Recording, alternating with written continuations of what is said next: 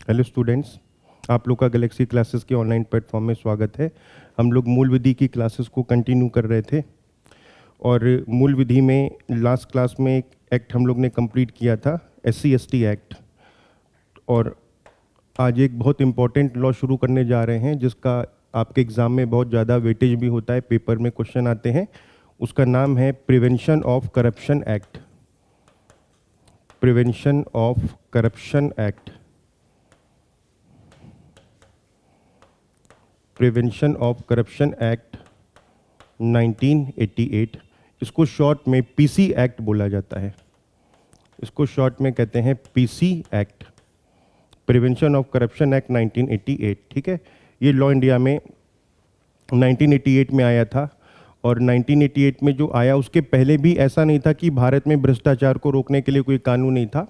IPC में बहुत सारे प्रावधान थे जो करप्शन को रोकने के लिए बनाए गए थे। रिश्वत लेना, रिश्वत देना, दोनों को अपराध घोषित करती थी IPC। लेकिन अब चूंकि 88 में नया लॉ बना दिया गया तो फिर उन धाराओं को IPC से ख़त्म कर दिया गया था। तो ये आपके सामने एक लॉ है, इसका नाम है भ्रष्टाचार निवारण अधिनियम 1988। ये 49वां नंबर है कानून का, 49th लॉ का नंबर था। ये कानून 9 सितंबर 1988 को बना और लागू हुआ। इसकी जो इनेक्टमेंट डेट है, इसकी डेट ऑफ इनेक्टमेंट या अधिनियमित होने की तारीख, इनेक्टमेंट डेट या अधिनियमन की तारीख, इनेक्टमेंट डेट या अधिनियमन की तारीख वो 9 सितंबर 1988 है। ठीक है, इस लॉ में आपको मेनली क्या करना है, बस आपको इसमें एक तो ये पता हो कि धाराएं कौन सी हैं, ये पता हो कि उस धारा में अपराध क्या है और अपराध की सज़ा कितनी है। इसमें से केवल इसी टाइप के क्वेश्चंस पेपर में पूछे जाते हैं, बहुत डिटेल में इसको पढ़ने की ज़रूरत नहीं है। ठीक है, और ये कानून लागू भी इसी तारीख को हुआ था। और उसके बाद में फिर हम लोग देखते हैं इसके ऊपर और क्या क्या बातें हैं। अच्छा, इसमें टोटल 5 भाग हैं इसमें और 31 धाराएँ हैं। ठीक है, 5 पार्ट्स हैं, 21 चैप्टर्स हैं और 31 सेक्शंस हैं। शुरू करते हैं इसको। सबसे पहला आपका अध्याय 1। अध्याय 1 संक्षिप्त नाम और विस्तार। आपको यहाँ से पता चल रहा होगा, यहाँ प्रारंभ की तारीख नहीं है। इसका मतलब क्या हुआ, आप हर जगह पे देखते हो कि प्रारंभ की तारीख होती है, मतलब कमेंसमेंट की डेट होती है ना। यहाँ पे कोई कमेंसमेंट की डेट नहीं। इसका मतलब जिस दिन ये बना उसी दिन लागू हुआ है। इसका नाम, संक्षिप्त नाम और विस्तार क्या है? इसका संक्षिप्त नाम और विस्तार है भ्रष्टाचार निवारण अधिनियम, प्रिवेंशन ऑफ करप्शन एक्ट। ठीक, इसका विस्तार पूरे भारत पर है, ध्यान रखना। और ये भारत के बाहर भी लागू है। ये भारत के बाहर भी लागू है, मतलब भारत पे भी लागू है और भारत के बाहर रहने वाले बाकी नागरिकों पर भी लागू होगा। अब इसकी डेफिनेशंस हैं। सबसे पहली डेफिनेशन है इलेक्शन की। निर्वाचन किसको कहेंगे? तो 2A में डेफिनेशन है। निर्वाचन का मतलब होता है कि एक तो संसद के दोनों संसद के दोनों सदनों के चुनाव, लोकसभा, राज्यसभा, और राज्य विधानमंडल के दोनों सदनों के चुनाव, विधानसभा और विधान परिषद, लेजिस्लेटिव असेंबली और लेजिस्लेटिव काउंसिल। ठीक, साथ में पंचायती राज के चुनाव, पंचायतों के चुनाव और नगर निकाय के चुनाव, नगर निकाय के चुनाव। ये सब कुछ इलेक्शन के अंदर कवर हो जाएंगे। तो कुल मिला के भारत में कोई भी चुनाव जो विधि के द्वारा कराया गया होगा, जो कानून के द्वारा कराया गया होगा, ध्यान रखिएगा यहाँ पे वर्ड है ना कि जो लॉ के, क्योंकि कोई भी इलेक्शन होता है तो लॉ के अनुसार होता है। जैसे संसद का चुनाव, राज्य के विधानमंडल का चुनाव, ये होता है जन प्रतिनिधित्व कानून 1951, रिप्रेजेंटेशन ऑफ पीपल्स एक्ट 1951 के थ्रू। पंचायतों का चुनाव भी पंचायती राज एक्ट के थ्रू होता है, इसका म्यूनिसिपैलिटी एक्ट के थ्रू होता है। तो इनका सबका चुनाव किसी ना किसी कानून के तहत होता है। इन सारे चुनाव को चुनाव माना जाएगा यहाँ पे।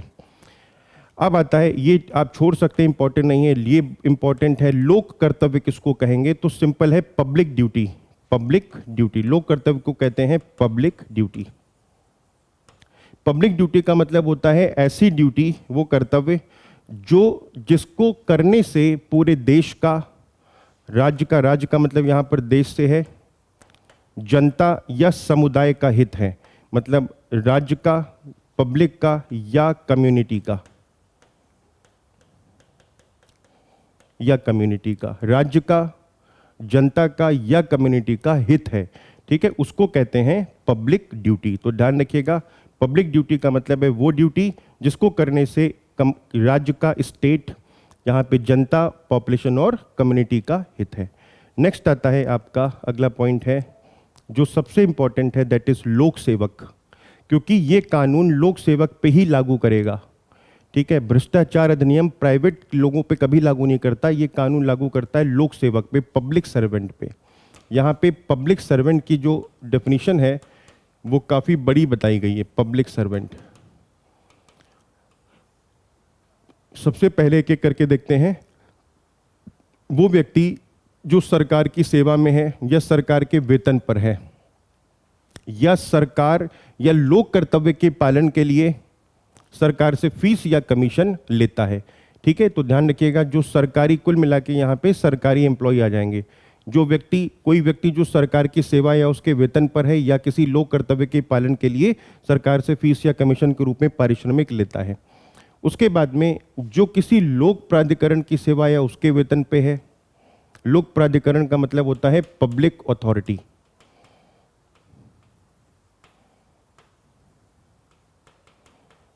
Public authority. तो जो लोक प्राधिकरण की सेवा या उसके वेतन पे है पब्लिक अथॉरिटी होगा। उसके बाद में फिर कहा गया कोई व्यक्ति जो किसी केंद्रीय, प्रांतीय या राज्य अधिनियम द्वारा, सिंपल सा मतलब है जो गवर्नमेंट कंपनी है, गवर्नमेंट कंपनी, सरकारी कंपनी, जो सरकार ने स्थापित किया है, सरकार ने उसका वित्त पोषण किया है, सरकारी कंपनी है, या कोई निगम है या कोई कॉरपोरेशन है, या कोई कॉरपोरेशन है, वो भी यहां पे कवर होगा। न्यायाधीश कवर होंगे, ठीक है, जजेस कवर हो जाएंगे। उसके बाद में ऐसे लोग जो न्यायालय के द्वारा अपॉइंट किए जाते हैं किसी जुडिशियल कर्तव्य को पूरा करने के लिए, न्यायिक कर्तव्य को करने के लिए, और वो न्यायालय द्वारा नियुक्त कौन होंगे? परिसमापक। परिसमापक को कहते हैं लिक्विडेटर। लिक्विडेटर जो कंपनी का हिसाब किताब पूरा करने के लिए होते हैं, जो कंपनी खत्म होती है तो कंपनी को क्लोज करवाते हैं। रिसीवर होते हैं, ये प्राइवेट लोगों के केस में होते हैं, रिसीवर होते हैं, या आयुक्त भी होते हैं, कमिश्नर्स होते हैं, जिनको न्यायालय नियुक्त करता है कमीशन वगैरह करने के लिए, उनको कमिश्नर कहते हैं। तो ध्यान रखिएगा, परिसमापक, रिसीवर और आयुक्त ये क्या होते हैं? ये भी माने जाएंगे पब्लिक सर्वेंट। अगर ये करप्शन करते हैं या घूस वगैरह लेते हैं तो इन पे भी मुकदमा होगा, इन पे भी अपराध होगा, ठीक है। उसके बाद में कोई मध्यस्थ जो होता है, अब मध्यस्थ का मतलब होता है आर्बिट्रेटर। आर्बिट्रेटर, तो कोई आर्बिट्रेटर, अब आर्बिट्रेटर कौन होता है? मान लीजिए कि दो लोग हैं और दो लोगों को सुलह कराने के लिए अदालत ने किसी को नियुक्त कर दिया कि तुम इन दोनों के बीच में सुलह कराओगे, समझौता कराओगे, उसको हम आर्बिट्रेटर या मध्यस्थ बोलते हैं। तो मध्यस्थ जो होगा वो न्यायालय द्वारा अगर अपॉइंट किया गया है तो उस केस में ये भी क्या माना जाएगा? पब्लिक सर्वेंट माना जाएगा। उसके बाद में कोई ऐसा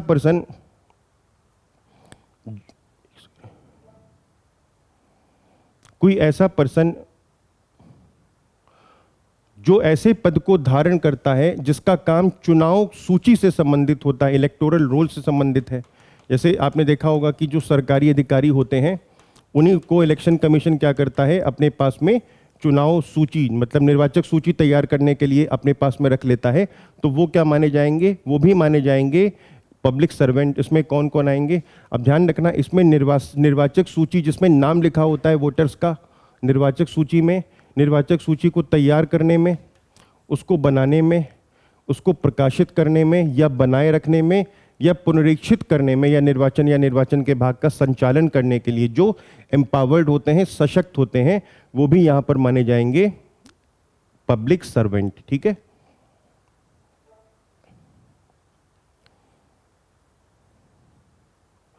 अगला आता है कोई व्यक्ति जो किसी ऐसे पद को धारण करता है जिसके आधार पर वह किसी लोक कर्तव्य का पालन करने के लिए प्राधिकृत या अपेक्षित है। ये भी यहाँ पर शामिल होगा। कोई व्यक्ति जो किसी ऐसे पद को धारण करता है जिसके आधार पर वह किसी लोक कर्तव्य का पालन करने के लिए प्राधिकृत है, मतलब जो पब्लिक ड्यूटी को परफॉर्म करने के लिए प्राधिकृत है वो भी यहाँ पर शामिल हो जाएगा। ये बहुत बड़ा मीनिंग रखती है ये वाली पर्टिकुलर जो खंड है, इसमें बहुत बड़ा स्कोप है। इसमें हर वो व्यक्ति शामिल होगा जो लोक कर्तव्य को करने के लिए ऑथोराइज किया गया है सरकार के द्वारा, ठीक है, सारे व्यक्ति शामिल होंगे। उसके बाद में इसमें इतना पूरा पढ़ने की ज़रूरत नहीं है, शॉर्ट में आप समझ लो। इसमें शामिल होंगे सहकारी समितियां, जो सहकारी समितियां होती हैं, सहकारी समितियां कोऑपरेटिव सोसाइटीज़ होती हैं, उन कोऑपरेटिव सोसाइटी के जो अध्यक्ष होते हैं वो भी यहाँ पे शामिल होंगे, उनके जो सदस्य होते हैं वो भी यहाँ पर शामिल होंगे, ठीक है। जो और पदाधिकारी होते हैं, जो ऑफिस बेयरर्स होते हैं पदाधिकारी, वो भी यहाँ पे शामिल होंगे। तो ये सारे मतलब जो कोऑपरेटिव्स होते हैं, कोऑपरेटिव्स में सब यहाँ पे शामिल हो जाएंगे।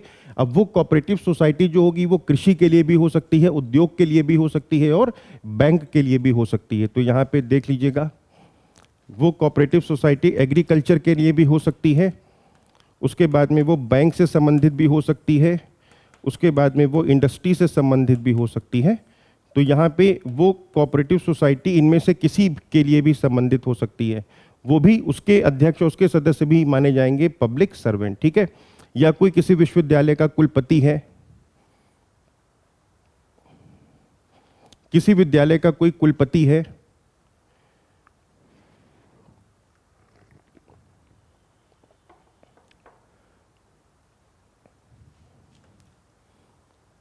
विश्वविद्यालय का कुलपति है, या उसके किसी शासी निकाय का सदस्य है, आचार्य है, उपाचार्य है, प्राध्यापक है, इसके बाद में शिक्षक है, कर्मचारी है। मतलब इसमें वीसी,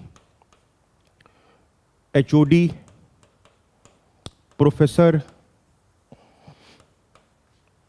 रीडर सब आ जाएंगे, ठीक है। रीडर, ये सारे पब्लिक सर्वेंट माने जाएंगे प्रिवेंशन ऑफ करप्शन एक्ट के अंतर्गत। अगर कर्मचारी भी होगा तो वो भी प्रिवेंशन ऑफ करप्शन एक्ट में यहाँ पे पब्लिक सर्वेंट माना जाएगा, ठीक है।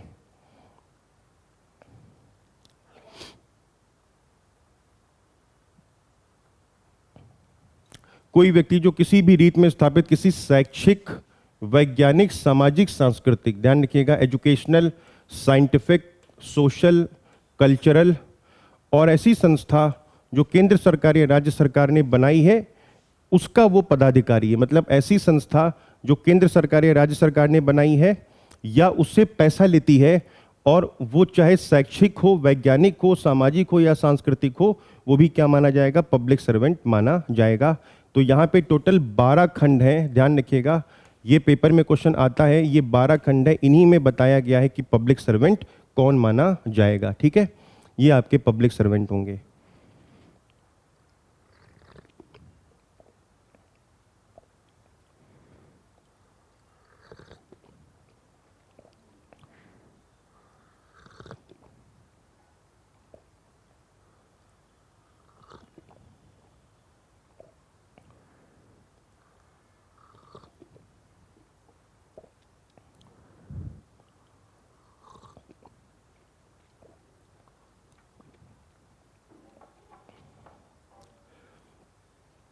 अब आता है नेक्स्ट पॉइंट, नेक्स्ट परिभाषा है असम्यक लाभ। असम्यक लाभ में कोई ऐसा परितोषण शामिल है, वो चाहे जैसा भी हो, बस विधिक पारिश्रमिक से भिन्न हो। असम्यक लाभ को ही यहां पे आप कह सकते हो कि वो रिश्वत की बात की जा रही है। एक सेकंड, ब्राइब की।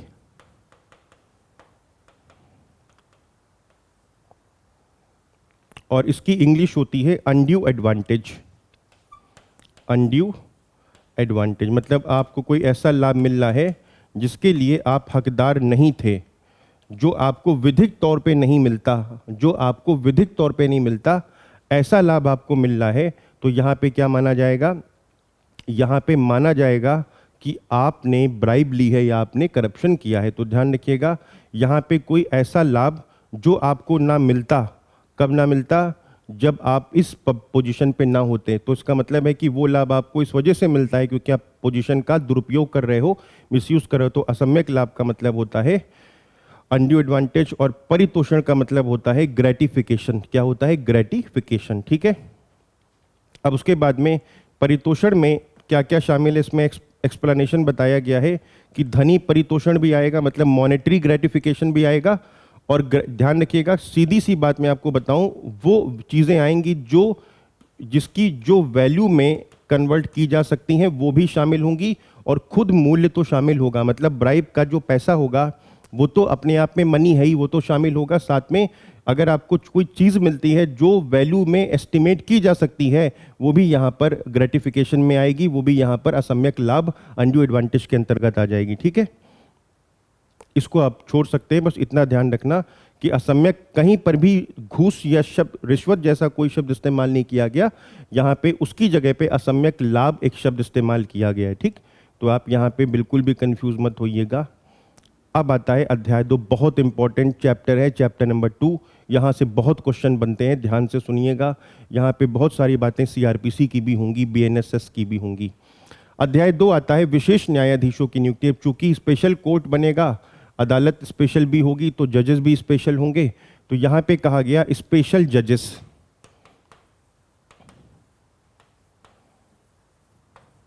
स्पेशल जजेस, तो यहाँ पे स्पेशल जजेस कौन होगा? तो यहाँ पे कहा गया स्पेशल जजेस की नियुक्ति कौन करेगा। सबसे पहला पॉइंट है, स्पेशल जजेस की नियुक्ति या तो केंद्र सरकार करेगी या राज्य सरकार करेगी, और कैसे करेगी? अधिसूचना जारी करके करेगी। तो ध्यान रखिएगा, पहला क्वेश्चन है कि विशेष न्यायाधीशों की नियुक्ति कौन करेगा? सेंट्रल गवर्नमेंट करेगी या तो स्टेट गवर्नमेंट करेगी। उसके बाद में कहा गया किनकी करेगी, या तो इस अधिनियम के अधीन दंडनीय कोई अपराध होगा, मतलब जो इस कानून के अंतर्गत पनिशेबल होंगे उनकी करेगी, या जो अपराध हैं उन अपराधों के लिए जो षड्यंत्र होगा, कॉन्स्पिरेसी, क्योंकि एक होता है अपराध करना, एक होता है उसका षड्यंत्र करना, एक होता है उसका अटेम्प्ट करना, प्रयास करना, अटेम्प्ट करना, प्रयास करना, एक होता है उसका अबेटमेंट करना, उसका अबेटमेंट करना, दुष्प्रेरण करना। तो ध्यान रखिएगा, अगर अपराध हुआ है तो उसके लिए भी विशेष न्यायाधीश होगा, अगर अपराध का कॉन्स्पिरेसी की गई है उसके लिए भी होगा, और अगर प्रयत्न किया गया है तब भी होगा, और अगर दुष्प्रेरण किया गया है, अबेटमेंट किया गया है, उसके लिए भी यहाँ पर होगा। ठीक है, तो ये आपके विशेष न्यायाधीशों की नियुक्ति के बारे में है। उसके बाद में कहा गया है कि कौन बनेगा विशेष न्यायाधीश। ये सबसे इंपॉर्टेंट पॉइंट है कि विशेष न्यायाधीश किसको बनाया जाएगा। तो ध्यान दीजिएगा, यहाँ पे मैं लिख देता हूँ, विशेष न्यायाधीश कौन कौन बन सकते हैं। तो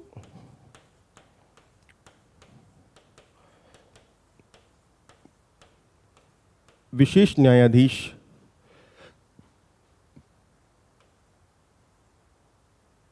सत्र न्यायाधीश,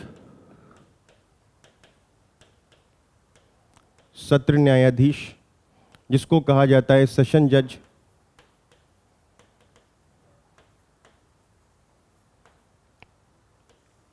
या तो एडिशनल सेशन जज, अतिरिक्त सत्र न्यायाधीश,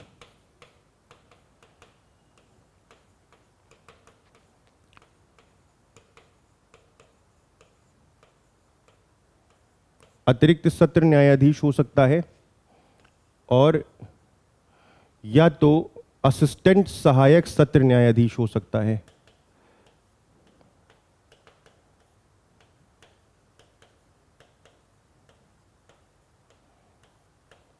इनमें से किसी को भी बनाया जा सकता है डिस्ट्रिक्ट स्पेशल जज।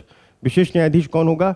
या तो सत्र न्यायाधीश होगा जो डिस्ट्रिक्ट कोर्ट का हेड होता है, उसको डिस्ट्रिक्ट जज भी कहते हैं जब वो सिविल मामले को सुनता है। अतिरिक्त सत्र न्यायाधीश एडिशनल सत्र सेशन जज होगा, ये एडिशनल डिस्ट्रिक्ट जज भी कहलाएगा, और असिस्टेंट सत्र न्यायाधीश, सहायक सत्र न्यायाधीश भी, इनमें से किसी को भी बनाया जा सकता है डिस्ट्रिक्ट का या कई सारे जिलों को मिलाकर एक विशेष न्यायाधीश। ठीक है, तो ये पॉइंट यहाँ पर इंपॉर्टेंट है, इसको ध्यान रखना, बहुत इंपॉर्टेंट पॉइंट है, यहाँ से क्वेश्चंस एग्जाम में पूछे जा चुके हैं। इसको छोड़ दीजिएगा, इसको पढ़ने की जरूरत नहीं है। अब आता है नेक्स्ट पॉइंट, इंपॉर्टेंट है, तीसरा वाला, यही धारा चल रही है, धारा 4 है धारा 4 में कहा गया कि जो विचारण होगा, ट्रायल, विचारण आप जानते ही हो, ट्रायल को कहते हैं जब ये डिसाइड किया जा रहा होता है कि इसके ऊपर जो आरोप लगा है वो आरोप सही है या वो आरोप गलत है, उसको विचारण कहते हैं। तो कहा गया कि जो ट्रायल होगा वो ट्रायल किसके द्वारा किया जाएगा? वो ट्रायल विशेष न्यायाधीश के द्वारा किया जाएगा। ट्रायल कौन करेगा? ट्रायल विशेष न्यायाधीश करेगा। तो ध्यान रखिएगा, ट्रायल करेगा विशेष न्यायाधीश, स्पेशल जज। कितने दिन में ट्रायल को पूरा होने के लिए बोला गया? कहा गया किसी भी तरह से कोशिश की जाएगी कि ट्रायल 2 वर्ष के भीतर पूरा किया जा सके। 2 वर्ष के भीतर, 2 साल के अंदर ट्रायल कंप्लीट हो जाए, ऐसा पूरी कोशिश की जाएगी। तो ट्रायल करेगा आपका स्पेशल जज, और ट्रायल 2 साल के अंदर अंदर किया जाने की बात की गई है, ठीक है। और अगर कह रहा है कि ट्रायल पूरा नहीं हो पाता है 2 साल में, तो रीजन बताना पड़ेगा रिकॉर्ड में, मतलब रीजंस इन राइटिंग। अगर नहीं हो पाता है 2 साल में, क्योंकि यहाँ पे स्पीडी ट्रायल की बात की गई कि फटाफट मैटर को खत्म करो, सजा होनी है तो सजा दो, अगर नहीं है तो बाइज्जत बरी किया जाए। तो यहाँ पे रीजन देना पड़ेगा, और रीजन भी रिकॉर्ड मतलब राइटिंग में होंगे। तो ध्यान रखिएगा, रीजन के साथ रीजन देना होगा, वो भी लिखित देना होगा। और अगर कहा गया है कि मान लो 2 साल में नहीं हो पाया, तो फिर कैसे, कितने साल दिया गया? तो ऐसे बताया गया है कि 2 साल, और उसके बाद में आप बढ़ा सकते हैं हर 6 महीने, 6 महीना, फिर 6 महीना, फिर 6 महीना, और फिर 6 महीना। लेकिन मैक्सिमम जो होगा, मैक्सिमम 4 साल होगा। ये ध्यान रखिएगा, मैक्सिमम 4 साल। मतलब यहाँ पे ये कहा गया है कि आप अगर चाहें तो राइटिंग में लिख के दे दीजिए कि क्यों नहीं हम अपना ट्रायल पूरा कर पाए, और साथ में अगर आपको और समय चाहिए तो आप क्या करेंगे, हर 6 साल में, हर 6 महीने पे लिख के देना होगा कि रीज़न क्या था। फिर 6 महीने आप बढ़ा सकते, फिर वहाँ पे रीज़न आपको देना होगा। ऐसे ऐसे करके आपको रीज़न देना पड़ेगा। रीज़न देने के साथ आप इस 2 को मिलाकर अधिकतम 4 वर्ष के अंदर ट्रायल पूरा करना होगा। ये बहुत इंपॉर्टेंट पॉइंट है इस कानून के अंदर, कितनी जल्दी हमें ट्रायल खत्म करने की बात की गई, ठीक है। ये आपकी धारा 4 थी। धारा 4 बहुत इंपॉर्टेंट है, दोबारा से देख लीजिए। धारा 4 में कहा गया है, सबसे पहले धारा 3 में कहा गया है विशेष न्यायाधीश नियुक्त करने की शक्ति केंद्र सरकार या राज्य सरकार के पास में होगी। और किन किन अपराधों की बात की गई है, किनके लिए, किनके विचारण के लिए? तो पहला अपराध, अगर इस कानून में जो अपराध किए गए हैं वो, उनका अबेटमेंट, उनका दुष्प्रेरण, उनका अटेम्प्ट, उनका प्रयास, उनकी कॉन्स्पिरेसी, उनका जो कॉन्स्पिरेसी होगी जिसको हम कहते हैं षड्यंत्र, वो यहाँ पे आएगा। उसके बाद में फिर कहा गया है कि सत्र की यहाँ पे स्पेशल जज कौन होगा? तो क्या स्पेशल जज वो होगा जो सीआरपीसी के अंतर्गत या तो डिस्ट्रिक्ट जज होगा जो सत्र न्यायाधीश होगा, या अतिरिक्त सत्र न्यायाधीश होगा, या असिस्टेंट सेशन जज होगा जो कि हमारा सहायक सत्र न्यायाधीश होता है, वो यहाँ पे जज बनेगा। नेक्स्ट पॉइंट आता है, धारा 4 कहती है कि ये मैटर्स को, जो धारा 3 में जो बताए गए हैं कि ये अपराध के लिए स्पेशल जज होंगे, इनको कौन सुनेगा, ट्राई कौन करेगा, इनका विचारण कौन करेगा? इनका विचारण करेगा विशेष न्यायाधीश, ठीक। उसके बाद कहा गया कि विशेष न्यायाधीश जो इनका विचारण करेगा, वो विचारण कितने समय में पूरा करेगा? तो वो विचारण 2 साल में पूरा करेगा। लेकिन अगर 2 साल के बाद का समय लगता है तो उनको रीजंस लिख के देने पड़ेंगे कि हमें और समय क्यों चाहिए, और कितना समय एक बार में ले सकता है।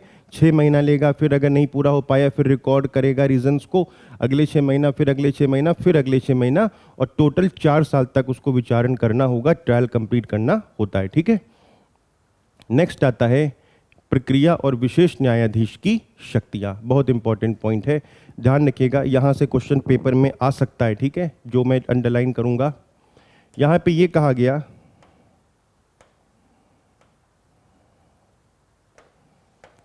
यहाँ पे ये कहा गया है कि जो यहाँ पे ट्रायल होगा, मतलब वो ट्रायल किस प्रोसीजर को फॉलो करेगा? तो कहा कि वो ट्रायल जो वारंट मामलों का ट्रायल होता है,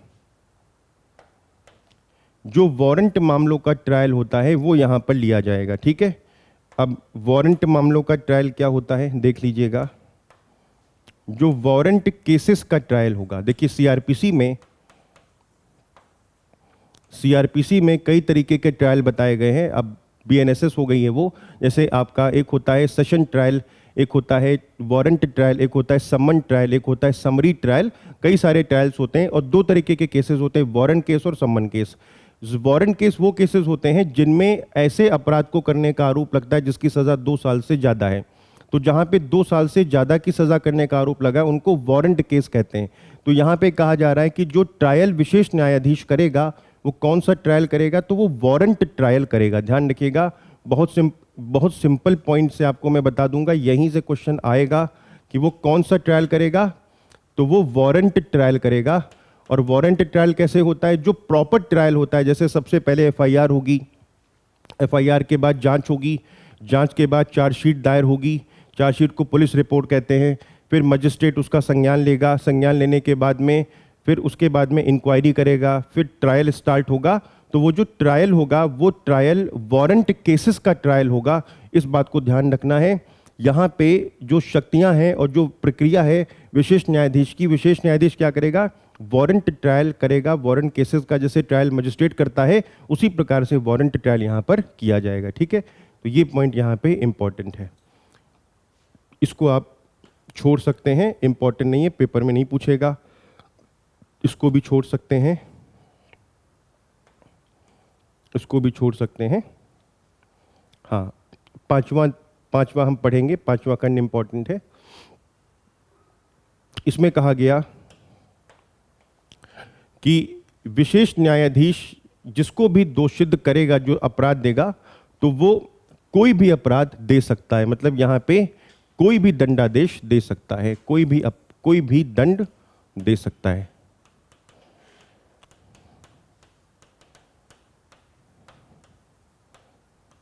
कोई भी पनिशमेंट दे सकता है। ठीक है, ये यहां पर इंपॉर्टेंट है, इसको आप छोड़ सकते हैं। नेक्स्ट आता है संक्षिप्त विचारण करने की शक्ति। देखिए, ये पॉइंट बहुत ज़्यादा रेलेवेंट नहीं है, मैं आपको बता देता हूं उसके बारे में। संक्षिप्त विचारण का मतलब होता है समरी ट्रायल। अभी बताया था ट्रायल कई प्रकार के होते हैं, इसको कहते हैं समरी ट्रायल।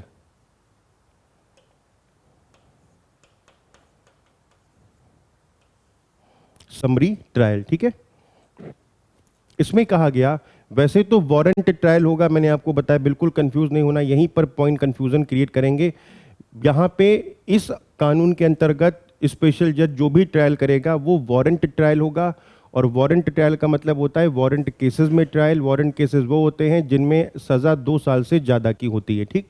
लेकिन यहाँ पर केवल एक पॉइंट ऐसा आ रहा है जहाँ पर समरी ट्रायल हो सकता है। वो बहुत सिंपल सी बात है, मैं आपको यहाँ पे लिख देता हूँ। कानून है भारत में, उसका नाम है एसेंशियल कमोडिटीज एक्ट।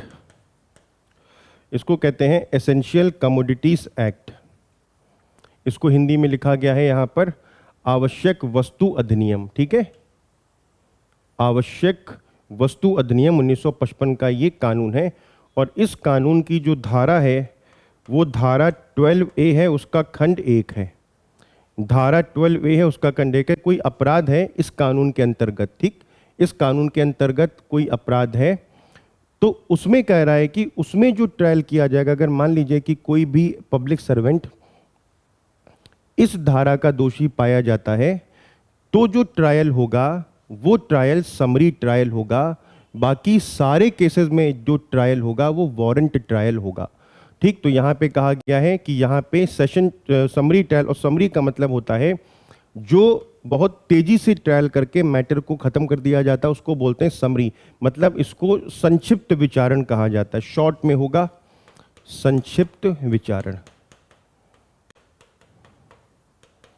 ये हम लोग बीएनएसएस में पढ़ेंगे। संक्षिप्त विचारण का मतलब है ट्रायल जल्दी कंप्लीट हो जाएगा। तो यहाँ पे लेकिन ये कहा गया कि अगर ट्रायल यहाँ पे संक्षिप्त विचारण का ट्रायल होगा तो यहाँ पे एक संक्षिप्त विचारण होगा, तो यहाँ पे कहा गया कि जो सज़ा होगी वो 1 साल से ज़्यादा की नहीं होनी चाहिए। मतलब इसमें जो सज़ा दी जाएगी, इसमें लिखा हुआ है कि यहाँ से देखिएगा, किसी संक्षिप्त विचारण में किसी दोष सिद्ध की दशा में विशेष न्यायाधीश के लिए 1 वर्ष से अनधिक अवधि के कारावास का दंडादेश पारित करना विधिपूर्ण होगा। मतलब जो सज़ा होगी वो लेस देन 1 ईयर होगी। 1 साल से कम होगी। ठीक है, तो यहाँ पे कहा गया है कि जो सज़ा होगी यहाँ वो 1 साल से कम होगी। तो ध्यान रखिएगा, समरी ट्रायल केवल इसी केस में समरी ट्रायल होगा, बाकी किसी केस में समरी ट्रायल नहीं होगा। और कौन सा वो धारा है, वो धारा 12A है, धारा 1 है, धारा 2 भी है, और साथ में बस केवल आप 12A याद रखिएगा, 12A। और किस कानून की धारा है, आवश्यक वस्तु अधिनियम, एसेंशियल कमोडिटीज एक्ट की धारा है। इसमें समरी ट्रायल होगा, फटाफट मैटर खत्म किया जाएगा, 1 साल से ज़्यादा की सज़ा यहाँ पर नहीं दी जाएगी। इस बात को ध्यान रखना, ये पॉइंट इंपॉर्टेंट है। ठीक है, नेक्स्ट आता है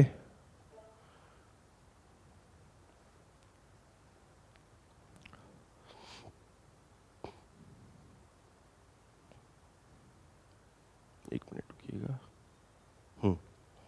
अब आता है अध्याय 3, अपराध और शास्ति। यहां से स्टार्ट होता है अपराध, कि कौन कौन से अपराध बताए गए हैं जो कि प्रिवेंशन ऑफ करप्शन एक्ट में होते हैं। ठीक है, तो यहाँ पे सबसे पहले है धारा 7, लोक सेवक को रिश्वत दिए जाने से संबंधित। इसमें सीधी सी बात है, इसमें बहुत सारे खंड दिए गए हैं। आप इतना याद रखना, पेपर में ऐसे क्वेश्चन आता है कि लोक सेवक को जो रिश्वत देने से संबंधित अपराध है वो किस धारा में है और उसकी सज़ा कितनी। तो यहाँ पे आ जाएगा bribe to public servant, bribe to public servant.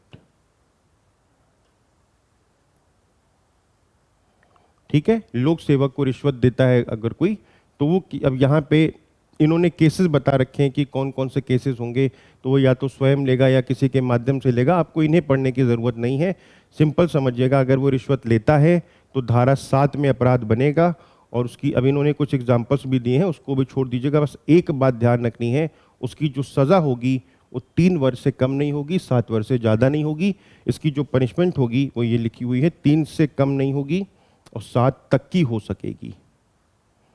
और जुर्माना होगा, लेकिन जुर्माना कितना होगा ये नहीं बताया गया है, ये डिसाइड करेगा मजिस्ट्रेट, स्पेशल जज तय करेगा कि जुर्माना क्या होगा। आगे बताया जाएगा कि जुर्माना जब दिया जाएगा तो किस बात को ध्यान में रखकर जुर्माना दिया जाएगा। तो सिंपल सी बात है कि जो उसने ब्राइब में अमाउंट लिया होगा या प्रॉपर्टी ली होगी उसको ध्यान में रखकर जुर्माना दिया जाता है। तो ध्यान रखना, रिश्वत जो जब कोई लेता है, ठीक है, तो यहाँ पर कितनी सज़ा होगी, 3 वर्ष से कम नहीं होगी, किंतु 7 वर्ष से अधिक की नहीं होगी, 7 वर्ष तक की हो सकेगी। ठीक, तो लोक सेवक को रिश्वत दिए जाने से संबंधित है।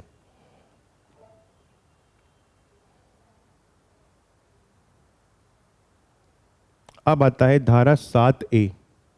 यहां पर कोई व्यक्ति डायरेक्ट नहीं लेता, बीच में पढ़कर कोई रिश्वत को दिलवाता है। तो क्या कहा गया, लोक सेवक पर भ्रष्ट या अवैध साधनों द्वारा या वैयक्तिक असर का प्रयोग करके असम्यक लाभ का मतलब बताया था,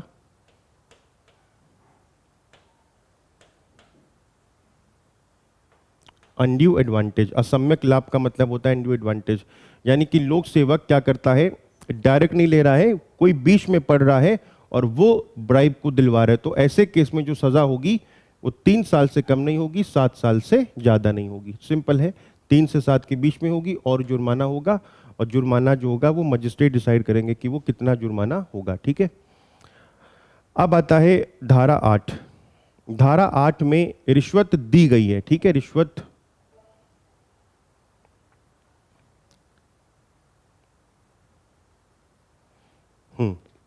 धारा 8 में किसी लोक सेवक को रिश्वत दिए जाने से संबंधित अपराध। ठीक, अब यहां पर देख लीजिएगा इसकी सजा कितनी होगी।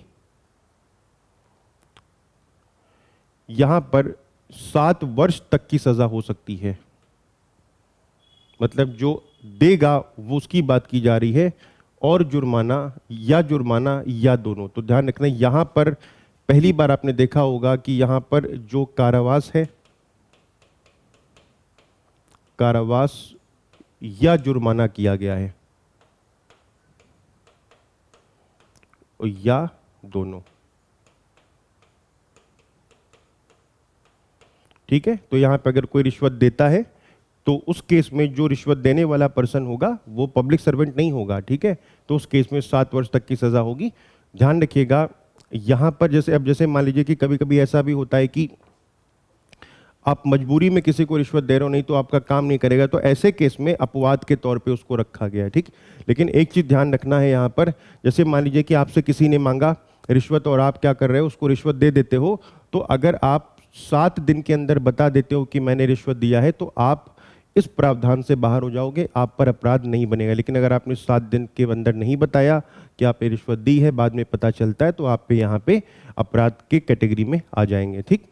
तो नोट कर लीजिएगा इसको कि अगर विवश करा गया है, मतलब विवश व्यक्ति है, ठीक है, अगर उस विवश व्यक्ति लाभ देने की तारीख से 7 दिन की अवधि के भीतर 7 डेज के अंदर रिपोर्ट कर देता है कि मैंने ब्राइब दी है, किसको करता है, इस कानून का प्रवर्तन करने वाले प्राधिकारी को करता है, जो उस कानून को लागू कराता है उसको करता है, या इन्वेस्टिगेशन अभिकरण को करता है, तो उस केस में फिर इसके ऊपर सज़ा यहाँ पे नहीं होगी, ठीक है। और ध्यान रखिएगा, और अगर मान लीजिए कि कोई भी ब्राइब अगर वाणिज्यिक संगठन देता है, कमर्शियल ऑर्गेनाइजेशन देती है, तो कमर्शियल ऑर्गेनाइजेशन को आप गिरफ्तार तो कर नहीं पाओगे, ना उसको जेल भेज सकते, तो कमर्शियल संगठन द्वारा दिया गया है, तो उस केस में केवल फाइन दिया जाएगा, केवल जुर्माना होगा, ठीक है।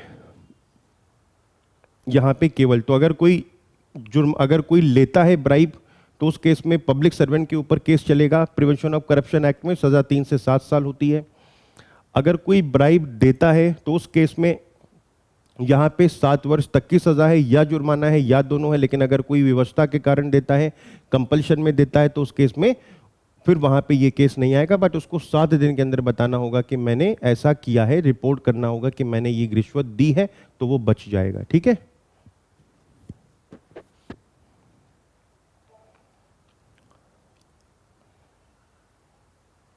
अब आता है धारा 9। धारा 9 कहती है विशेष वाणिज्यिक संगठन द्वारा अगर कोई कमर्शियल ऑर्गेनाइजेशन है, अगर वो ब्राइब देता है, तो जाहिर सी बात है उस केस में फाइन रखा गया है, ठीक है। और आगे जब आप पढ़ोगे तो जो वाणिज्यिक संगठन को चलाने वाले लोग हैं, फिर उन पे भी केस जाएगा, तो वो अलग पॉइंट है, पहले इसको समझते हैं। यहाँ पे कोई वाणिज्यिक संगठन है और वो संगठन क्या करता है, अगर वो किसी को रिश्वत देता है तो वो किससे दंडनीय होगा, जुर्माने से दंडनीय होगा। मतलब यहाँ पे पेनाल्टी लगेगी, यहाँ पे फाइन लगेगा, जुर्माना लगेगा। अभी बताया था यहाँ पे जुर्माना लगेगा। और अब यहाँ पर नेक्स्ट पॉइंट आएगा, इसे आप छोड़ सकते हैं, बस आपको केवल धारा उसका जो कंटेंट है वो याद रखना है और पनिशमेंट याद रखनी है। अब यहाँ पे आता है आपका धारा 10। अगर वाणिज्यिक संगठन का कोई भार साधक व्यक्ति है, मतलब इसको कहते हैं पर्सन इन चार्ज, इसको कहेंगे person in charge, person in charge. अगर कोई भार साधक व्यक्ति है तो वो कौन कौन होगा, वो या तो डायरेक्टर होगा कंपनी का, या कंपनी का सचिव होगा, या कंपनी का सीईओ होगा, तो उनके ऊपर फिर केस बनेगा। और वहां पर अगर उनके ऊपर आरोप लगता है तो 3 साल से 7 साल की सजा यहां पर हो सकती है, ठीक है। तो यहां पे अगर इनके ऊपर आरोप लगेगा तो 3 वर्ष का मिनिमम पनिशमेंट होगा और 7 वर्ष का मैक्सिमम पनिशमेंट होता है, और जुर्माना भी इनको देना पड़ेगा। तो ये तो हो गया 9 में जो व्यापारिक संगठन है उसके द्वारा रिश्वत दी गई है, 10 में व्यापारिक संगठन को चलाने वाले लोगों के द्वारा रिश्वत दी गई है, ठीक। अब आता है धारा 11। लोक सेवक, जो ऐसे लोक सेवक द्वारा की गई कार्रवाई या कारोबार से संबंध व्यक्ति से प्रतिफल के बिना असम्यक लाभ प्राप्त करता, मतलब जो क्या करता है, जो ऐसे समझ लीजिए कि अगर कोई भी चीज़ वो लेता है किसी से, उसके बदले उसको पैसे नहीं देता, मतलब कंसिडरेशन नहीं देता है, प्रतिफल नहीं देता, तो माना जाएगा कि वो क्या कर रहा है, वो अपनी पोस्ट का दुरुपयोग करते हुए चीज़, जैसे मान लीजिए कि कहीं कोई सामान खरीदने गया, वो महंगा सामान था और वो जानता था कि ये व्यक्ति मतलब मेरे कंट्रोल में आ सकता है, तो पब्लिक सर्वेंट ने उसे वो चीज़ ले ली और बदले में उसको पैसे नहीं दिए, तो ये यहाँ पर फिर इसको रिश्वत के बराबर मान लिया जाएगा, ठीक। और यहाँ पर जो बताया गया है उसकी जो सज़ा होगी, मतलब जो कारावास होगा, वो 6 महीने से कम नहीं होगा, लेकिन 5 वर्ष तक की हो सकेगी, और जुर्माना भी होगा। तो ध्यान रखिएगा, ऐसे केस में जुर्माना तो होना ही होना है, साथ में 6 महीने से कम नहीं होगी, लेकिन 5 साल से ज्यादा नहीं होगी। तो ये धारा 11 है। नेक्स्ट आती है धारा 12। ये सब जो आप 3 देख रहे हो, ये सब अमेंडमेंट्स 2018 में 2018 में जब मोदी जी की सरकार ने इसमें बहुत ज़्यादा चेंजेस कर दिए हैं इस कानून के अंदर। ये जितने भी अमेंडमेंट्स आप देख रहे हो उसमें 90% अमेंडमेंट्स 2018 में हुए हैं, ठीक है। अब आता है अपराधों के दुष्प्रेरण के लिए दंड, मतलब अबेटमेंट करा है अगर किसी ने, अगर अबेटमेंट किया है तो अबेटमेंट के लिए दंड। तो क्या कहा गया है, अगर कोई भी व्यक्ति जो इसमें से किसी भी अपराध का दुष्प्रेरण करता है, ध्यान रखना, चाहे वो अपराध, जैसे मान लो कि किसी ने उकसाया, ठीक है, तो अब किसी जो भी अपराध, मतलब जितने भी अपराध आपने देखे वहां पे वो किसी के भी उकसाने की बात हो रही। अब अगर मान लीजिए पब्लिक सर्वेंट रिश्वत लेता है तो पब्लिक सर्वेंट को उकसाया कि तुम रिश्वत लो। कोई रिश्वत देता है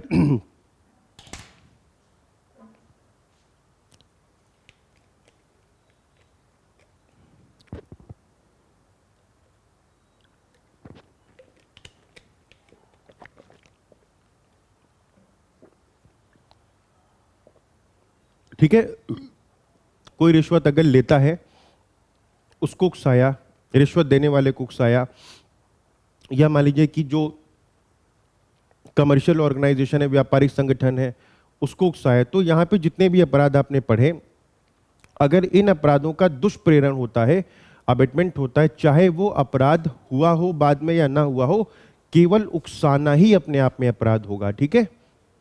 उसकी सजा जो होगी वो कहा गया है कि वो 3 वर्ष से कम की नहीं होगी, जो 7 वर्ष तक की होगी। ध्यान रखिएगा, फिर से सुन लीजिएगा, जो कोई सदनियम के अधीन दंडनीय किसी अपराध का दुष्प्रेरण करेगा, चाहे वह अपराध उस दुष्प्रेरण होगा, चाहे वो अपराध उस दुष्प्रेरण का परिणाम स्वरूप किया गया हो अथवा नहीं, मतलब वो अपराध हुआ हो या ना हुआ हो, कोई फर्क नहीं पड़ता।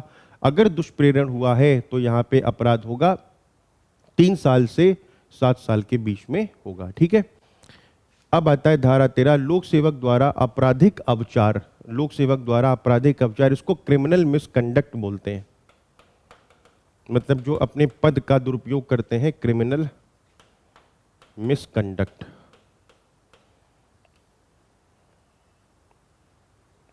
क्रिमिनल मिसकंडक्ट, इसमें 2 खंड हैं, आपको इसे ऐसे याद रखना होगा। मैं आपको बता देता हूं कैसे याद रखेंगे। इसे याद रखेंगे 13(1) का ए और 13(1) का बी। ए और बी 2 हैं। ए में कहा गया है कि मान लो किसी लोक सेवक को कोई संपत्ति सौंपी गई कि तुम इसका इस्तेमाल करो, विधिपूर्ण इस्तेमाल करो, मतलब कानून के अनुसार उसका इस्तेमाल करो। ऐसी कोई संपत्ति सौंपी गई, वो क्या करता है, वो संपत्ति को अपने नाम पे ट्रांसफर करा लेता है, या संपत्ति का भरपूर इस्तेमाल अपने प्राइवेट पर्पस के लिए करता है, मतलब निजी प्रयोग के लिए वो संपत्ति लाता है, तो वो यहाँ पर अपराधी माना जाएगा, ये अवचार माना जाएगा। फिर से सुनिएगा, अगर कोई संपत्ति सौंपी गई है, उसको संपत्ति सौंपी गई है, पब्लिक ड्यूटी से संबंधित है, उसके लोक कर्तव्य से संबंधित है, और वो संपत्ति को अपने नाम पे ट्रांसफर कर लेता है, या संपत्ति का वो मिस एप्रोप्रिएशन करता है, उसको गलत तरीके से इस्तेमाल करता है, या अपने पर्सनल इस्तेमाल में ले आता है, तो 13(1) का अपराध होगा। और अगर वो अपनी पदावधि के दौरान अपने आप को एनरिच करता है, मतलब अपने आप को कह सकते हो कि अपने आप को पैसे से मजबूत करता है और समृद्ध करता है, इसको इंग्लिश में कहते हैं एनरिच करता है, एनरिच करता है, अपने आप को समृद्ध करता है। तो 2 चीजें हैं यहां पर। पहला, प्रॉपर्टी का दुर्विनियोग कर रहा है, इसका मतलब दुर्विनियोग का मतलब है मिस एप्रोप्रिएशन कर रहा है, प्रॉपर्टी अपने नाम ट्रांसफर कर रहा है, मिसकंडक्ट करता है रिगार्डिंग प्रॉपर्टी। और दूसरे नंबर पे अपनी पदावधि के दौरान अवैध रूप से, इलीगल तरीके से क्या करता है, अपने आप को समृद्ध करता है, अपने आप को एनरिच करता है। तो यहां पे ध्यान रखिएगा, ये यहां पे इंपॉर्टेंट है, तभी मैं थोड़ा सा इसके स्पष्टीकरण पे भी बात करने जा रहा हूं। यहां पर जितना भी उसकी संपत्ति है, वो संपत्ति डिस्प्रपोर्शनेट होनी चाहिए, मतलब उसकी संपत्ति अननुपातिक होनी चाहिए। अननुपातिक का मतलब होता है डिस्प्रपोर्शनेट।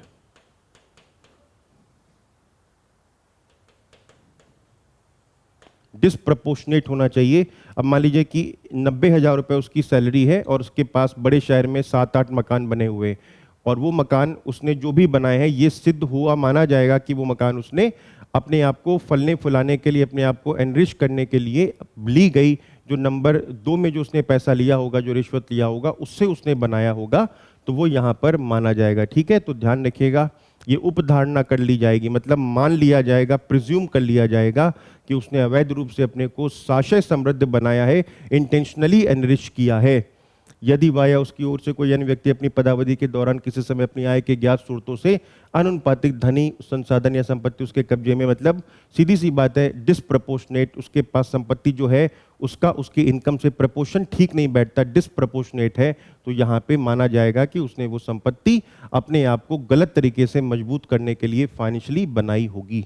ये पॉइंट यहाँ पे इंपॉर्टेंट है। ठीक है, अब उसके बाद में इसे हम आगे कंटिन्यू करेंगे नेक्स्ट क्लास में, तब तक रिवाइज करिएगा, बाकी हम लोग नेक्स्ट क्लास में मिलते हैं। Thank you and have a nice day.